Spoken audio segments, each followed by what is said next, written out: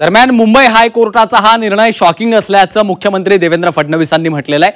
बॉम्बस्फोटाचे सर्व पुरावे दिलेले होते, तरी देखील आता अशा पद्धतीचा निर्णय आला आणि हा सगळ्यांसाठीच अत्यंत धक्कादायक असल्याचं मुख्यमंत्री फडणवीसांनी म्हटलेलं आहे। मात्र या संदर्भात लवकरच सुप्रीम कोर्टात जाणार असल्याचं देखील फडणवीसांनी सांगितलं।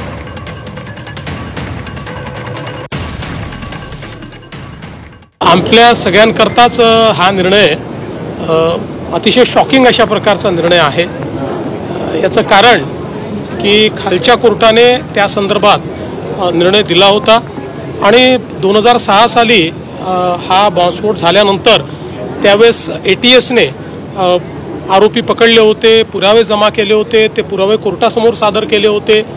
त्यामुळे अशा प्रकारचा निर्णय येणं हे निश्चितच धक्कादायक आहे। सुप्रीम कोर्टमध्ये याला चॅलेंज केलं पाहिजे आणि आमचा प्रयत्न आहे की लवकरात लवकर सर्वोच्च न्यायालयामध्ये जाऊन या निर्णयाला आम्ही चॅलेंज करू।